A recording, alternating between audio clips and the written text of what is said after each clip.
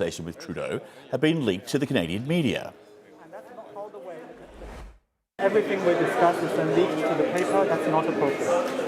而且我们也不是那样进行的，没有。 And that's not how the way the conversation was 如果 conducted. 有诚心， If there is sincerity on your part, So 2 weeks ago, this happened. Now, this might not seem like a big deal, but many analysts feel that it was a calculated move that represents a deteriorating relationship between our two countries. So I'm going to break down by briefly highlighting how things went from good to bad, our side, China's side, and what we have done, should do, about a government that's grown frustrated with us and reigns autocratically over 1.4 billion people. I'll skim through this. 1970, we see diplomatic relations between our two countries established, followed up over the decades with state visits by both sides, trade missions, signed agreements. There seems to be a hope during this time that as China integrates into international orders and organizations like the World Trade Organization, they would slide into the fold of the liberal international order. During Harper's government, we start to see some criticism of the Chinese government, a harder stance on human rights violations, until the recession of 2008 puts criticism of non-democratic countries on the back burner. Things start to take a real turn for the worse 2 years into Justin Trudeau's government, not necessarily because he's elected. Donald Trump's administration takes the White House during this time and enters into a trade war with China. We get caught up in the crossfire, so to speak. In 2017, we see Canadian journalists detained in China after conducting an investigation into the treatment of Uyghurs in Xinjiang. Later that year, Trudeau's free trade talks fall flat. Next year, we blocked the sale of Aecon to an investment company that is owned by the Chinese government. Aecon had secured multiple Canadian government and military contracts. China was willing to pay above market value for this firm, arguably for the access and not the talent. In 2019, we see relations heat up with the detention and subsequent house arrest of Meng Wanzhou at Vancouver International Airport. This was at the request of the US government for allegedly skirting sanctions on Iran. China coincidentally around the same time detains 2 Canadian citizens who are working in the region, the 2 Michaels, on flimsy espionage charges. China also slashes canola seed imports from Canada's 2 largest exporters, one of them being the Richardson Group, which is just down the road from us right now.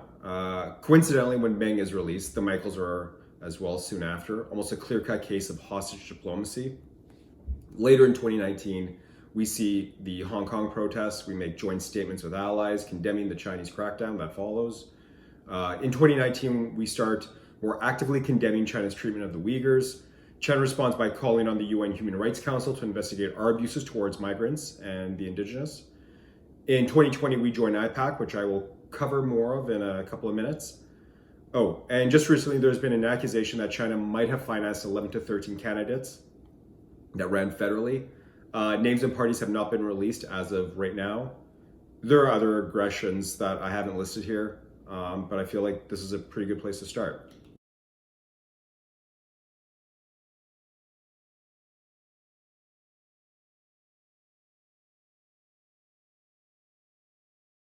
So I wrote this script 2 weeks ago, and then last week, this happened.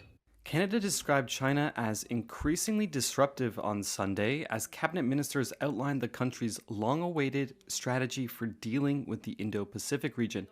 At a news conference in Vancouver, Foreign Affairs Minister Melanie Joly said Canada will be firm in how it engages with China. So there's a lot to unpack here. This policy will be scrutinized over the next few weeks by many analysts and industry leaders, but for our purpose, I'm going to focus on the coal notes. Now, there are obviously economic points in this document. It opens with stats that say things like 47 trillion in economic activity, world's fastest growing region, home to 6 of Canada's top 13 trading partners. I don't think this surprises anyone. A Canadian policy on this region was always going to lead with money, but there is a bit more than that which pertains to China specifically. That being said, if you peel back the first few pages, there are some new things here. The first is the language and tone towards China. As of last week, gone is this cryptic policy language of ambiguity. This policy makes it pretty clear via the second sentence in the PRC section. And that is that China is a growing threat to the region and that Canada is ready to fall in line with other regional states that feel the same way. And it just gets listed off from there. Obviously, there are areas where Canada is looking to cooperate with China, but as you can see, this report takes close to no quarter when addressing concerns and grievances between us.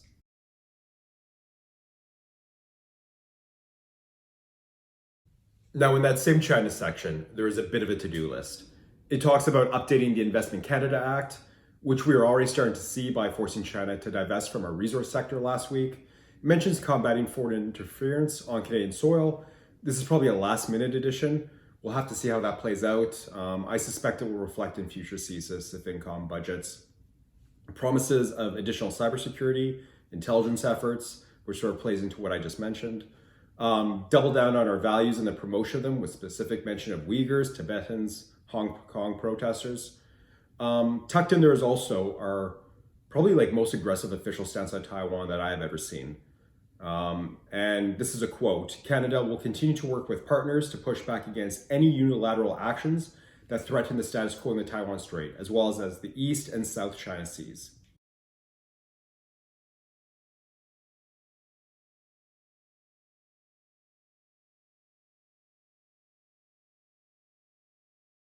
So it is important to understand China's short and really short-term goals. During the centenary, Xi has referred to a great rejuvenation of the Chinese nation and the obstacles he sees that might interfere with that. One of those is the liberal international order, which is viewed as an American construct of global rules, Western political relationships, upheld human equality, open markets, military alliances, and promotion of democracy, all of which is now discussed in China as limiting China's goals. After the Tiananmen Square protests, First Gulf War, and collapse of the Soviet Union, China felt in order to remain intact and grow, it had to take more of a deliberate stance to blunt Western influence, this liberal international order. The desired end state is to hold a regional sphere of influence in Asia where China brokers or blocks all things at whim and it has secure access to the materials that it needs. So what is China doing to achieve this? China is joining and participating in international institutions in order to reduce their effectiveness, focusing on building asymmetric and expeditionary military capabilities, developing an advanced manufacturing base, and undermining Western financial hegemony. One specific example of this is the Belt and Road Initiative. So this is a multifaceted global program, strategic investment, strategic infrastructure projects, aim to grant access to Asia, Africa, and Europe by physical and political means. Think ports, pipelines, railroad projects, etc. Basically, if your country can explain how a project would help buy or sell Chinese things, there is a blank check for you. It's been accused of being neo-colonial, neo-imperialist. There have been some analysis of debt trap diplomacy, which has led to political coercion and takeover of assets. But seeing how other countries like Singapore can invest in it, I do believe that its primary focus is to facilitate movement of goods and materials and to center China at a global trade crossroad. If China can leverage in this process, I'm sure that is ideal for them as well.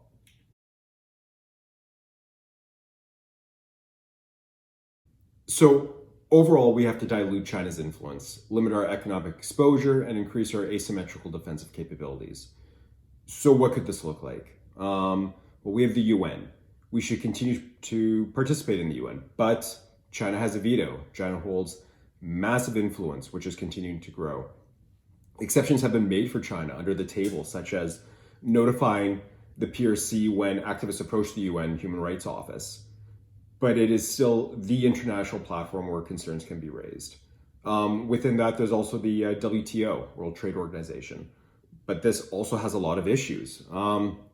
Here's a quote. Chicago Council on Global Affairs made this comment in a memo: "Lengthy dispute settlement proceedings, an absence of interim relief for plaintiffs in WTO cases, and costly resolutions that disregard prior offenses have all contributed to the diminishing role of the WTO in recent decades. The organization's failure to include binding countermeasures against economic coercion adds to the weakness of the WTO as cases of targeted economic coercion by authoritarian states continue to emerge." So that's an issue. There's also the Alliance of Democracies Foundation, and this is an organization of democracies dedicated to the advancement of democracy and free will. Over 40 nations participate in this, including Canada.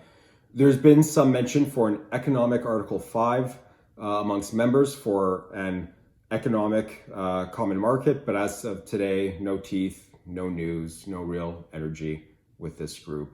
There are also concerns of this foundation's lack of promoting of democracy, as well as any mention of the support that is provided to authoritarian regimes by members of this group.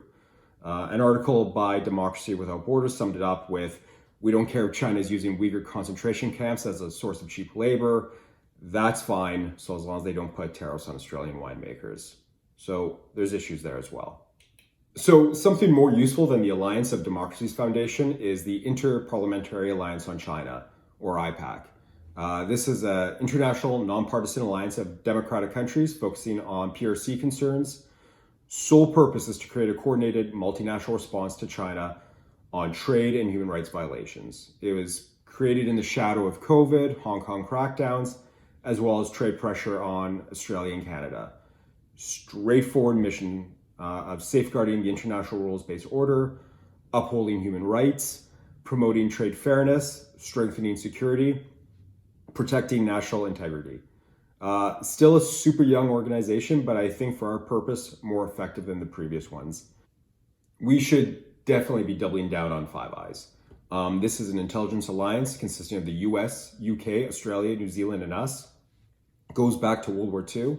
It's somewhat foundational for AUSCAN ZUCAS, ABCANS, and ASIC, which is C4 for Navies, Army, and Air Force respectively. Basically, that is an established framework that allows our militaries to coordinate and fight together. Overall, this is an alliance that gives us more than what we put in. It lines up intimately with the US, puts us on the inside track with a lot of global decisions are being made behind closed doors.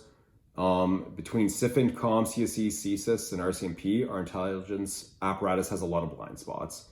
It would be incredibly short-sighted to leave or neglect this relationship. And then there is AUKUS. So finally, this is something that we are not part of, but I think it would be smart for Canada to join. Aaron O'Toole had mentioned that he would seek to join the alliance if he was elected Prime Minister. We know how that turned out.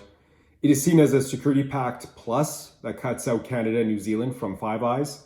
Part of this package is technology transfers with regards to cyber, artificial intelligence, drone autonomy, electronic warfare, hypersonic and counter-hypersonic capabilities, and the big one, nuclear-powered submarines. Most, if not all, these capabilities are the future of warfighting and something that we will have to learn how to build as well as counter. AUKUS could give us a massive inside track advantage in evolving our military. We will never be able to match China man for man, ship for ship. If we are to deter them in some unforeseen future event, we have to find terrible equations that we can live with. Those trades could be submarine versus aircraft carrier, truck-mounted missiles versus ship, drone swarm versus military outpost, etc. Anyways, I'm going to stop it there. China and Canada's relationship is complicated. There is no silver bullet solution that shields us from an assertive China finding its place in the world. I think Canada is starting to acknowledge the issues, which is the first step to position ourselves to addressing them. Thank you for your time.